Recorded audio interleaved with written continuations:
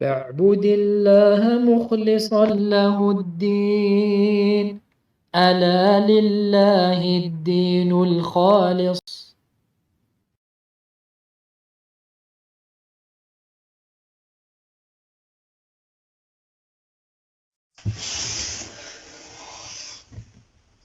إن الحمد لله نحمده ونستعينه ونستغفره ونعوذ بالله من شرور أنفسنا ومن سيئات أعمالنا، من يهده الله فلا مضل له ومن يضلل فلا هادي له، وأشهد أن لا إله إلا الله وحده لا شريك له، وأشهد أن محمدا عبده ورسوله صلى الله عليه وعلى آله وصحبه وسلم. يا أيها الذين آمنوا اتقوا الله حق تقاته ولا تموتن إلا وأنتم مسلمون. يا أيها الناس اتقوا ربكم الذي خلقكم من نفس واحدة وخلق منها زوجها وبث منهما رجالا كثيرا ونساء، واتقوا الله الذي تساءلون به والأرحام إن الله كان عليكم رقيبا. يا أيها الذين آمنوا اتقوا الله وقولوا قولا سديدا يصلح لكم أعمالكم ويغفر لكم ذنوبكم، ومن يطع الله ورسوله فقد فاز فوزا عظيما. أما بعد، فإن أصدق الحديث كتاب الله، وخير الهدي هدي محمد بن عبد الله، وشر الأمور محدثاتها، وكل محدثة بدعة، وكل بدعة ضلالة، وكل ضلالة في النار. حمانا الله وإياكم منها. فإخوتي في الله، السلام عليكم ورحمة الله وبركاته. وزلنا نقرأ كتاب التمهيد لشرح كتاب التوحيد الذي هو حق الله على العبيد لمعالي الشيخ صالح ابن عبد العزيز آل الشيخ حفظه الله تعالى.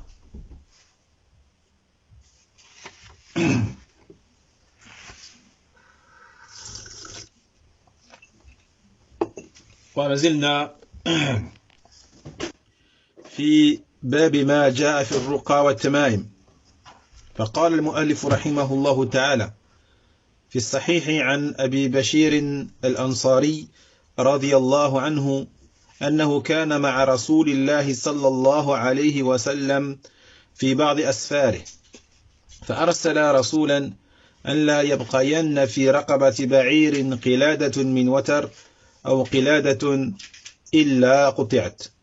وعن ابن مسعود رضي الله عنه قال: سمعت رسول الله صلى الله عليه وسلم يقول: إن الرقى والتمائم وتولة الشرك.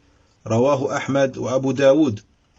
التمائم شيء يعلق على الأولاد يتقون به العين، لكن إذا كان المعلق من القرآن فقد رخص فيه بعض السلف، وبعضهم لم يرخص فيه ويجعله من المنهي عنه، منهم ابن مسعود رضي الله عنه. والرقى هي التي تسمى العزائم، وخص منها الدليل ما خلا من الشرك، فقد رخص فيه رسول الله عليه الصلاة والسلام من العين والحمى. والتولة هي شيء يصنعونه يزعمون أنه يحبب المرأة إلى زوجها والرجل إلى امرأته. طيب، إذن قال هنا شيخنا الصالح حفظه الله تعالى قوله رحمه الله: وعن ابن مسعود رضي الله عنه قال: سمعت رسول الله صلى الله عليه وعلى آله وسلم يقول: إن الرقى والتمائم والتولة شرك. فهذا الحديث إخوتي في الله تضمن تأكيدا، لأن الدخول إن على الجملة الخبرية بعدها يفيد تأكيد ما تضمنت. طيب، نعم. وكي dit ici Cheikh Saleh hafidhahullah ta'ala, la parole de l'auteur rahimahullah selon Ibn Mas'ud radiyallahu anhu, qui a dit: j'ai entendu le messager d'Allah sallallahu alayhi wa sallam dire: Inna ruqa والتمائم والتولة شرك. Certes, les ruqyah, les amulettes et التولة sont de l'associationnisme, du shirk.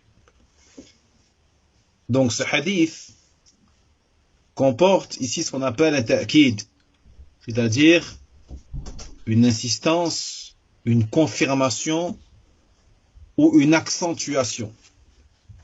D'accord? Car la particule ici, inna,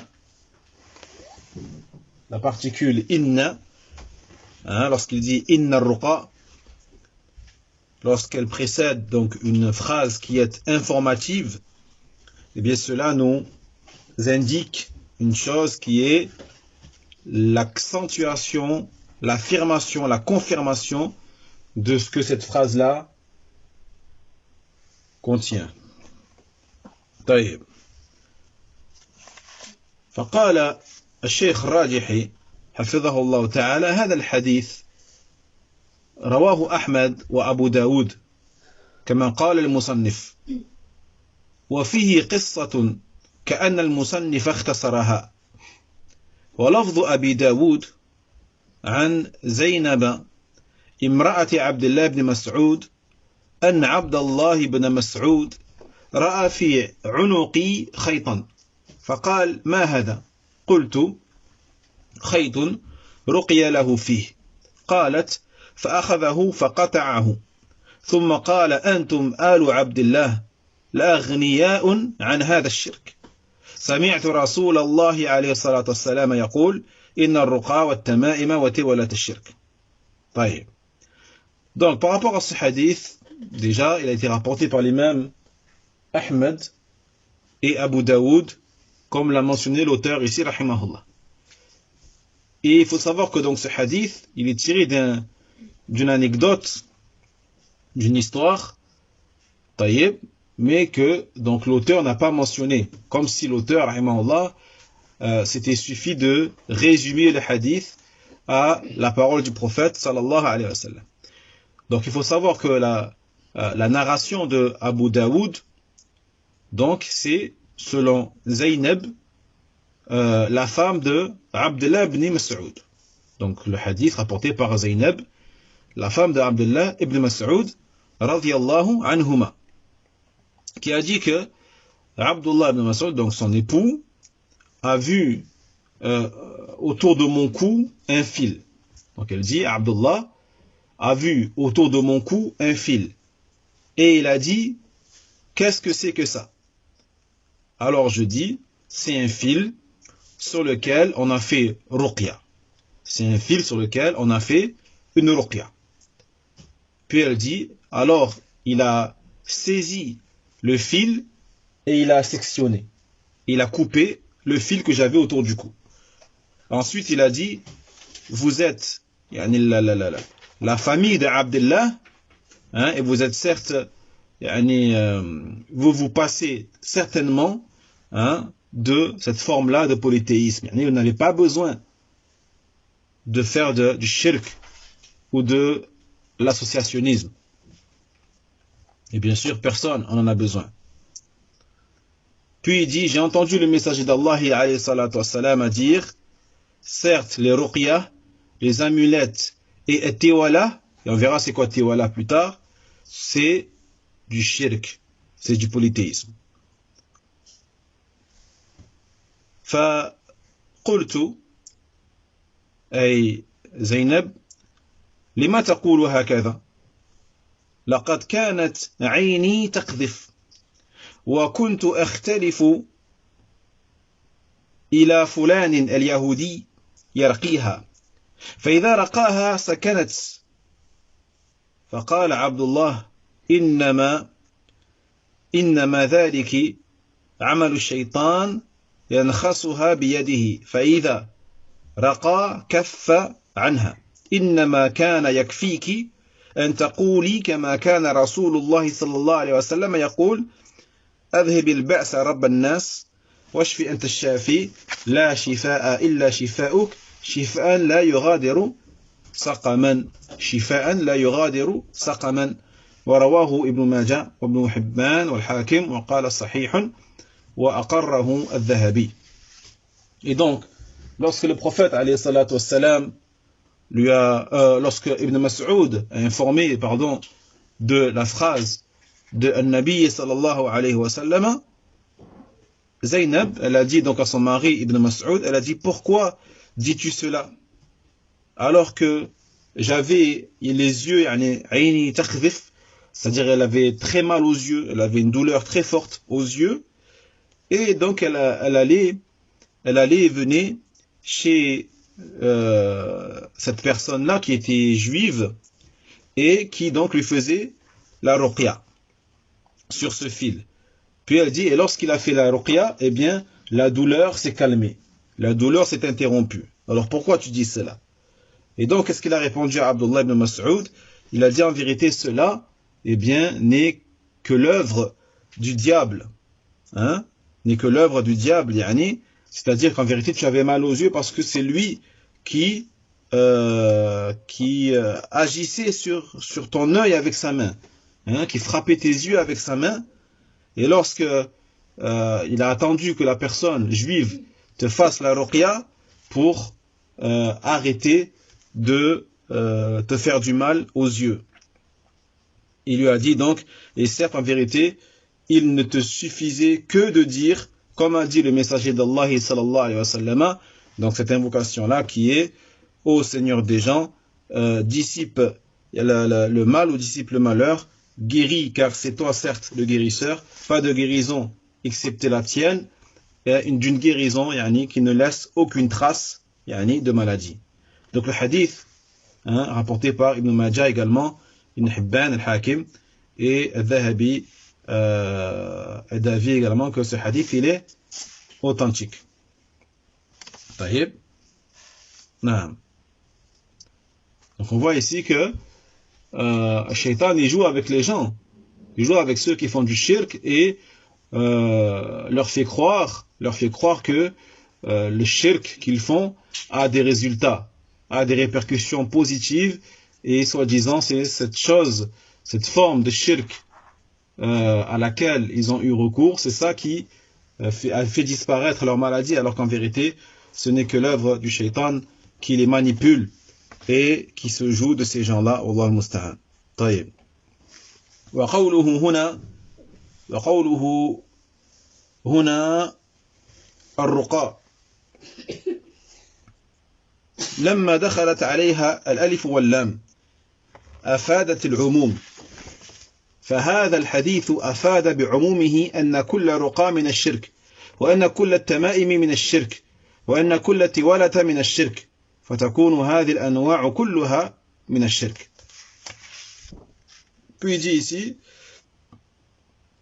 la parole du prophète alayhi salatu wassalam, al-ruqa, les ruqya, donc ici on voit qu'il est précédé du alif et du lam, alif lam ruqa, ar-ruqa.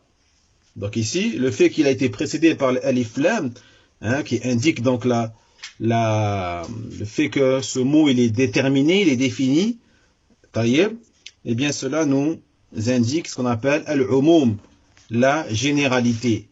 La généralité, ça veut dire que ce hadith nous indique que toutes ces choses-là mentionnées par le prophète sallallahu alayhi wa sallam, eh bien, sont concernées par ce hadith de manière générale. C'est-à-dire que toute forme de ruqya, eh bien, fait partie du shirk. Toute forme de tama'im fait partie du shirk. Toute forme de tiwala fait partie du shirk. Voyez? Et donc on comprend par là que toute forme, tout type de ces trois choses-là, eh bien, sont comprises dans l'appellation de ce mot qui est shirku, le polythéisme. Voyez? Mais attention, donc ici, ça c'est de manière apparente. Lorsqu'on regarde le hadith de manière apparente, on comprend cela. Mais attention, on verra que il y a un détail important. وهذا العموم خص الدليل منه الرقى وحدها وهو قوله لا بأس بالرقى ما لم تكن شركا وبأن النبي عليه الصلاة والسلام رقى ورقي فدل الدليل إذن على أن العموم ها هنا مخصوص فليس كل أنواع الرقية شركا بل بعض أنواع الرقية وهي التي اشتملت على شرك فالعموم هنا مخصوص وقد خرج منه ما لم يكن فيه شرك وقد جاء الحديث بلفظ لا بأس بالرقى ما لم تكن شركا وفي لفظ آخر قال لا بأس بالرقى ما لم يكن فيه شرك. Donc on a attention ici par rapport à la ruqya. Il dit le cheikh, c'est une généralité mais que des preuves ou d'autres preuves sont venues nous indiquer que al-ruqa ici, il est à part par rapport au hadith, les ruqya, les talismans et al-tiwala c'est du shirk. Certes, toute forme de talisman c'est du shirk. Certes, toute forme de tiwala c'est du shirk. Par contre, al-ruqa, il y a des formes de ruqa qui ne sont évidemment pas du shirk. Et qu'est-ce qui nous le montre? Eh bien, d'autres preuves et d'autres hadiths.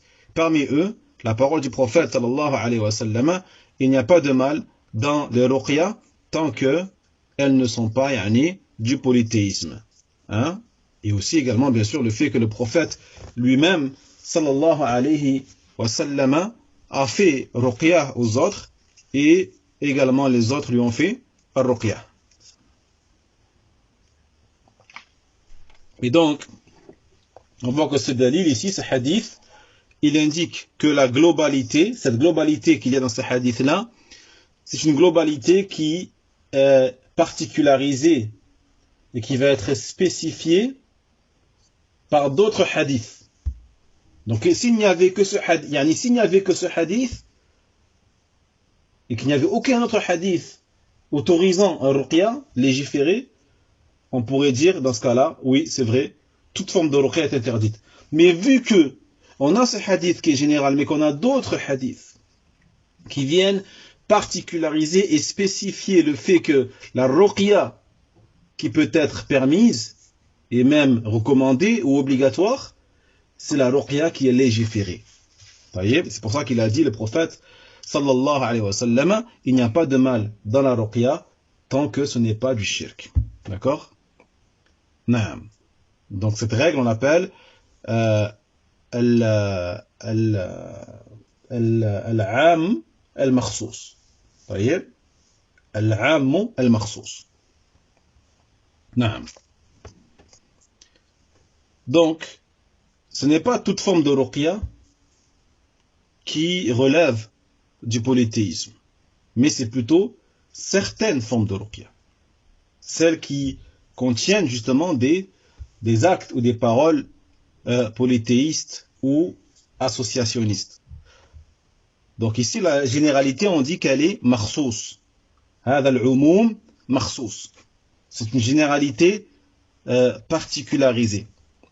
Et cette règle, alhamdoulilah, on l'a déjà vue dans les cours précédents. Donc pour ceux qui veulent plus de détails, ils peuvent revenir à ces cours-là, Inch'Allah ta'ala. Taïeb. Et donc, les formes de shirk, du coup, qui ne contiennent pas de paroles polythéistes, ne seront donc pas concernées par les hadiths de Ibn Mas'ud, radiyallahu anhu. Taïeb. Et on a vu pourquoi, bien, en vertu des preuves telles que la parole du prophète, alayhi salatu wassalam, il n'y a pas de mal dans les ruqya tant qu'elles ne sont pas du shirk. Et dans une autre narration, il dit le prophète, sallallahu alayhi wa sallam, il n'y a pas de mal dans les ruqya tant qu'il n'y a pas dedans d'actes polythéistes. طيب نعم. وقال الإمام الراجحي حفظه الله تعالى قوله إن الرقى قال المصنف الرقى هي التي تسمى العزائم وخص منه الدليل ما خلا من الشرك فقد رخص فيه رسول الله صلى الله عليه وسلم من العين والحمى يشير إلى أن الرقى الموصوفة بكونها شركا هي الرقى التي فيها الشرك من دعاء غير الله والاستعاذة به كالرقى بأسماء الملائكة والأنبياء والجن ونحو ذلك. أما الرقى بالقرآن وأسماء الله وصفاته ودعائه والاستعاذة به وحده لا شريك له فليست شركا بل ولا ممنوعة بل مستحبة أو جائزة. طيب. Donc il dit ici le Cheikh Al-Rajihi hafidhahullah ta'ala, la parole du prophète sallallahu alayhi wa sallam, certes les ruqya. Donc ici l'auteur il dit les ruqya que l'on appelle aussi al-azaim, al-azaim, eh bien les preuves sont venues pour autoriser les types de ruqya qui ne contiennent aucun type, aucune forme de polythéisme. D'accord? Et le prophète, on l'a vu également que le prophète il a autorisé la ruqya, contre notamment le mauvais œil ou la morsure ou la piqûre venimeuse. Donc cela nous montre que les ruqya qui sont définis comme des ruqya polythéistes ou associationnistes, eh bien ce sont celles qui contiennent du polythéisme, comme par exemple l'invocation d'autres qu'Allah, tabarak wa ta'ala, le fait d'invoquer autre qu'Allah, jalla wa ala, ou le fait de demander le secours ou demander le refuge à autre qu'Allah, jalla wa ala, comme par exemple ceux qui font des ruqya avec à travers les noms des malaïkas, les noms des anges, à travers les noms des prophètes, alayhimu salatu wassalam, à travers les noms des djinns ou les djinns et autres que cela. Quant aux ruqya qui sont faites à travers ou par le Coran, par les noms d'Allah, par les attributs d'Allah Jalla wa ala, ou le fait d'invoquer Allah subhanahu wa ta'ala, de lui demander le refuge à lui seul et à personne d'autre, eh bien sûr, évidemment, cela n'est pas du polythéisme. Au contraire, elles ne sont ni interdites, et elles sont même recommandées, voire autorisées. Alhamdulillah. طيب.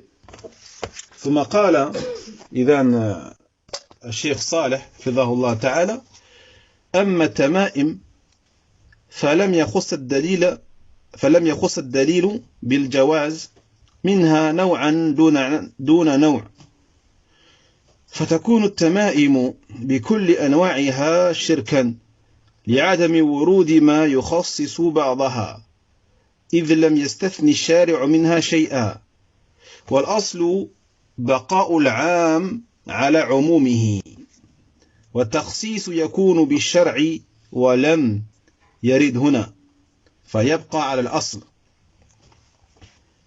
Donc là on a fini avec les ruqya. Donc après qu'est-ce qu'il dit le prophète? Et les tama'im, c'est-à-dire les talismans ou les amulettes.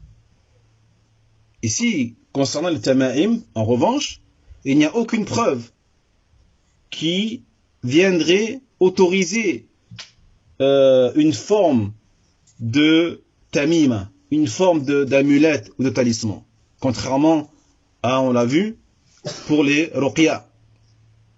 Donc ça veut dire que toute forme de tama'im, eh bien, c'est du polythéisme, en vertu du fait qu'il n'existe aucune preuve venant rendre cette globalité spécifique ou particularisée, comme on l'a vu pour la ruqya. Et donc, al-shari', c'est-à-dire le législateur, tabaraka wa ta'ala, n'a émis aucune exception concernant at-tama'im, les amulettes. Donc la base, c'est que ce qui est général demeure dans sa généralité.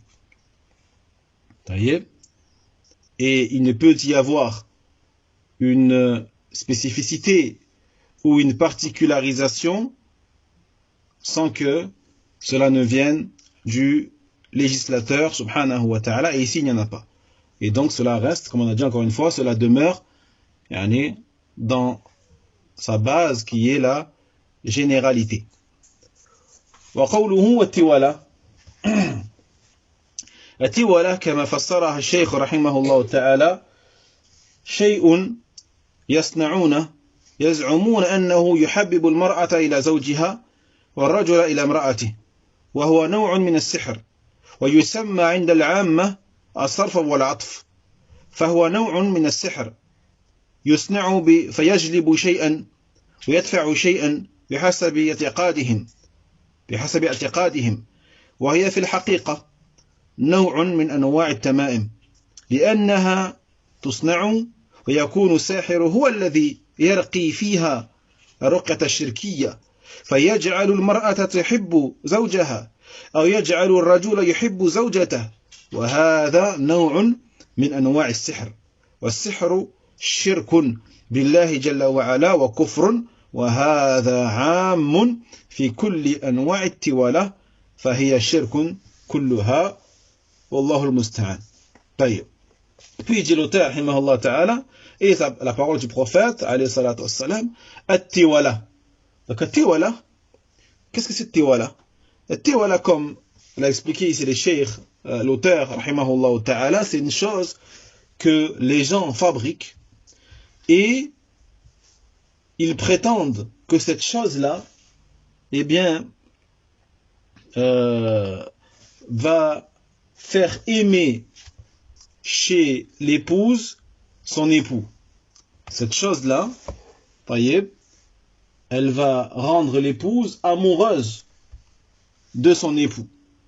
Ou elle va rendre l'époux amoureux de son épouse. Mais d'un degré énorme. D'un amour extrême et exagéré. Jusqu'à ce que cela peut même devenir de l'amour qui relève du shirk. D'accord? Donc ça c'est une forme, c'est un type de sorcellerie, ça, tiwala. C'est de la sorcellerie. Et chez les gens de la masse, on appelle cela également as-sarf ou al-atf. Donc as-sarf c'est le contraire.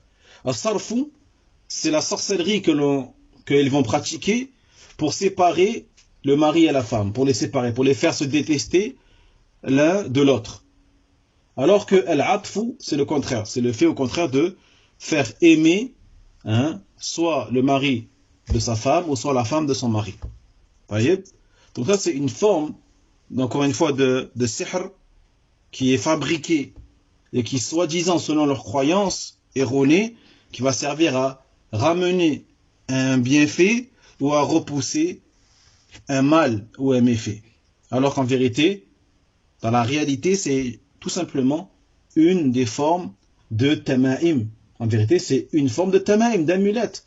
Pourquoi? Parce que c'est un objet qui va être fabriqué et sur lequel ils vont, le sorcier ou la sorcière va réciter dessus des incantations, des paroles ou des expressions qui relèvent du polythéisme, qu'Allah nous en préserve. Et donc il va faire que la femme va aimer son mari ou qui va faire que l'homme va aimer sa femme.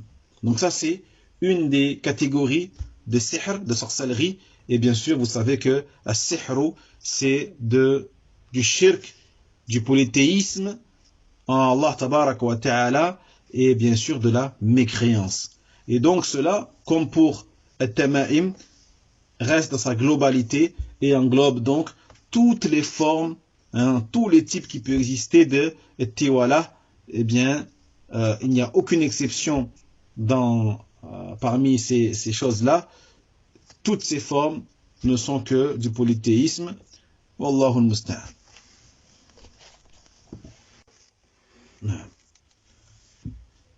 وقوله وعن عبد الله بن عكيم مرفوعا من تعلق شيئا وكل إليه. شيئا هنا نكرة في سياق الشرط فتعم جميع الأشياء فكل من علق شيئا وكل إليه فمن أخرج صورة من صور التعليق عن هذا العموم كانت الحجة عليه لأن هذا الدليل عام ويفيد أن من تعلق أي شيء من الأشياء فإنه يوكل إليه والعبد إذا وكل إلى غير الله جل وعلا فإن الخسارة أحاطت به من جنباته والعبد إنما يكون عزه وفلاحه ونجاحه وحسن قصده وحسن عمله في تعلقه بالله وحده فيتعلق بالله وحده في أعماله وفي أقواله وفي مستقبله وفي دفع المضار عنه فيكون أنس قلبه بالله وسروره بالله وتعلقه بالله وتفويض أمره إلى الله عز وجل وتوكله على الله جل وعلا. فمن كان كذلك وتوكل على الله سبحانه وتعالى وطرد الخلق من قلبه فإنه لو كادته السماوات والأرض لجعل الله جل وعلا له من بينها مخرجا، لأنه توكل على العظيم تبارك وتعالى وتقدست أسماؤه. فقال هنا من تعلق شيئا وكل إليه. فإذا تعلق العبد تميمة وكل إليه وكل إليها، فما ظنك بمن وكل إلى خرقة أو إلى خرز أو إلى حدوة حصان أو إلى شكل حيوان ونحو ذلك؟ لا شك أن خسارته أعظم الخسارة. Puis on passe au hadith suivant. Il dit l'auteur rahimahullah ta'ala selon Abdullah ibn Ukaym marfou'an, c'est-à-dire c'est la parole du prophète sallallahu alayhi wa sallam, qui a dit donc celui qui accroche quelque chose, eh bien il est abandonné à cette chose-là. Il est confié et abandonné à cette chose-là. Ça veut dire qu'Allah il le laisse tomber, il abandonne à cette chose-là qu'il a accroché. Donc ici, shay'an, une chose, on dit qu'il est nakira, c'est-à-dire déterminé. Hein, parce qu'il a donc le fathatan, c'est un signe de nakira ici. Dans un contexte de shart, de conditionnalité, hein, celui qui accroche ou qui s'accroche ou qui s'attache quelque chose, d'accord?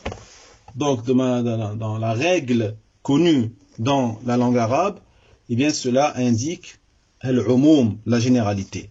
Ça veut dire quelle que soit la chose qui a été attachée, quelle que soit cette chose-là qui a été attachée ou accrochée, eh bien tout ce qui a été, ou tous ceux qui s'attachent à cette chose-là, eh bien Allah tabarak wa ta'ala le laisse tomber et l'abandonne à cette chose. D'accord? Donc celui qui prétend qu'il y a des objets qui ne sont pas concernés par ce jugement, eh bien la preuve elle est contre eux. La preuve c'est celle-là, c'est-à-dire que man ta'allaqa shay'an, c'est indéterminé, nakira, et cela comme on l'a dit dans un contexte de conditionnalité, cela indique la globalité. Donc celui qui dit que non mais il y a des objets qui ne sont pas concernés, qu'il est permis d'attacher dans le but de repousser le mauvais œil, par exemple, eh bien, il faut qu'ils ramènent leurs preuves venant particulariser cette globalité, comme on l'a vu tout à l'heure avec Ar-Ruqya. Donc, la créature, lorsque elle est abandonnée et confiée à autre qu'Allah tabarak wa ta'ala, évidemment, elle sera dans l'échec, dans la perte, qui va donc la cerner de tous côtés. La personne, sa force, son succès, son salut, ses bonnes intentions, ses bonnes actions, ne se trouvent que dans son attachement à Allah tabarak wa ta'ala seul. Et il doit donc s'accrocher à Allah tabarak wa ta'ala seul dans ses œuvres, dans ses paroles, dans son avenir, dans le fait de repousser le mal. Et donc la paix de son cœur se trouve dans l'attachement à Allah. Sa joie, son bonheur se trouve dans l'attachement à Allah tabarak wa ta'ala. Donc l'attachement qu'il doit avoir, c'est celui voué pour Allah jalla wa ala. Il doit donc confier toutes ses affaires à son Seigneur tabarak wa ta'ala.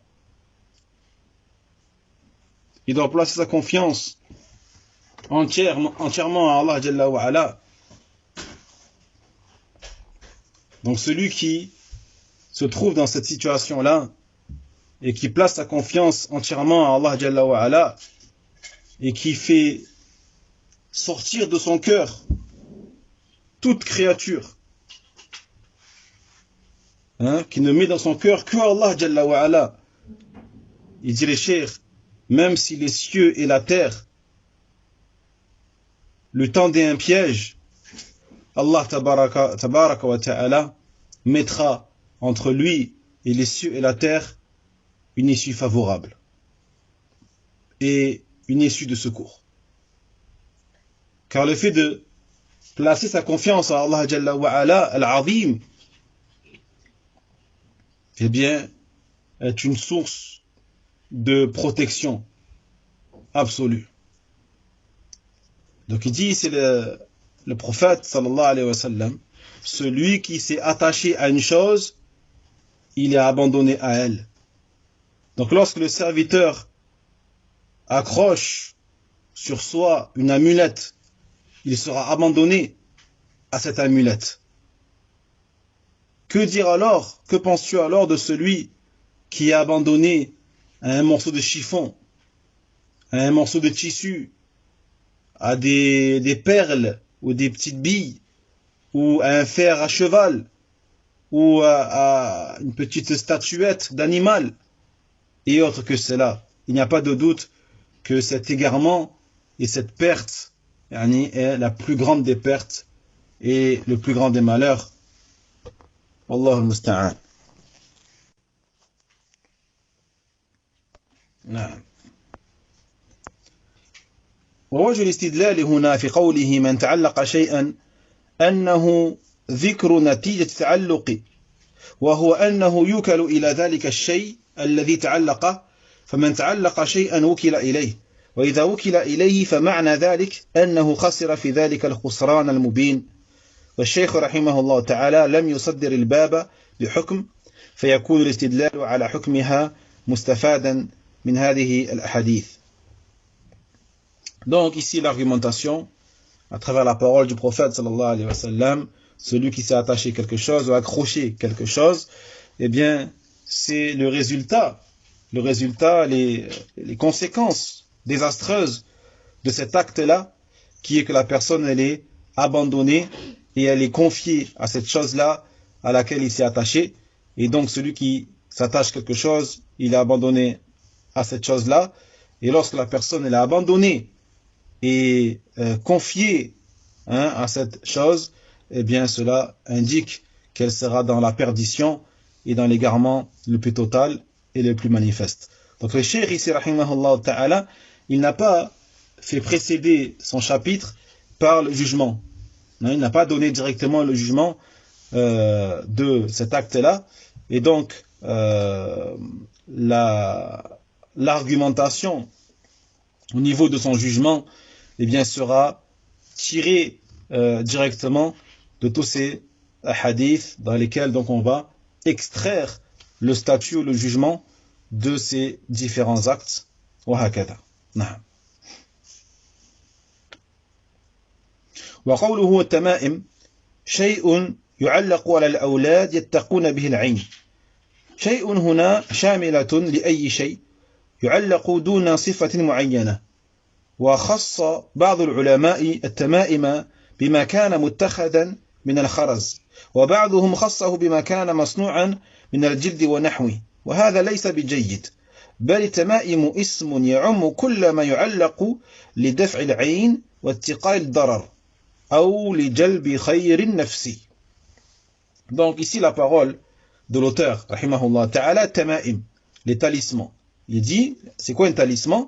C'est une chose qui est accrochée sur les enfants par lesquels ils vont être protégés du mauvais œil.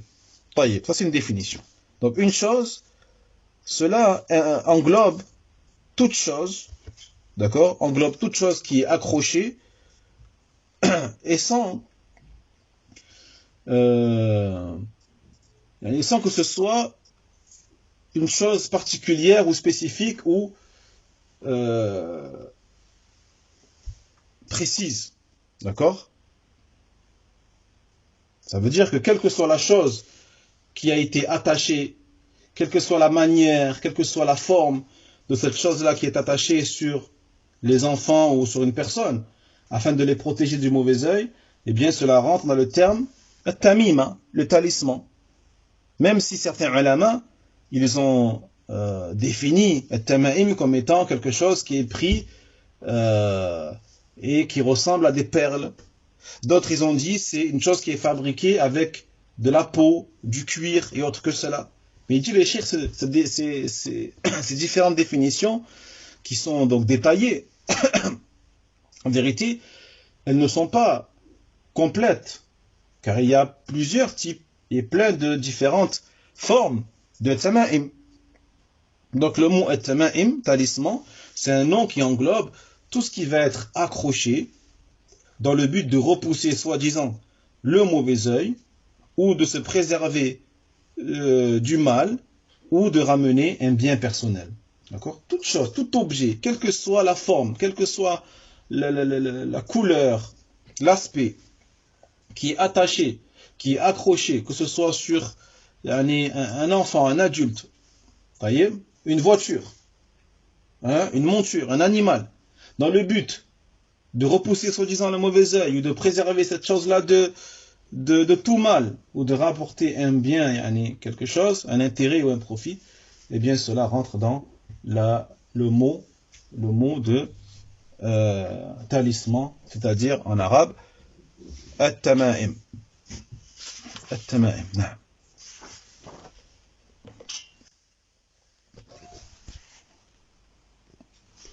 طيب. إذا إن شاء الله تعالى on s'arrête ici بإذن on continuera la semaine prochaine إن شاء الله تعالى. Et on va parler la semaine prochaine, il y a des choses qui sont accrochées par certaines personnes tirées du Coran al-Karim. Tirées du Coran al-Karim. Quel sera donc, ou quel est le jugement de cet acte-là? Est-ce que c'est permis ou pas? On le verra mardi prochain. بإذن الله عز وجل. بارك الله فيكم والعلم عند الله وآخر دعوانا أن الحمد لله رب العالمين وصلى الله على نبينا محمد وعلى آله وأصحابه أجمعين وسلم تسليما. بارك الله فيكم والسلام عليكم ورحمة الله وبركاته. وينجي الله الذين اتقوا بمفازتهم لا يمسهم السوء ولا هم يحزنون.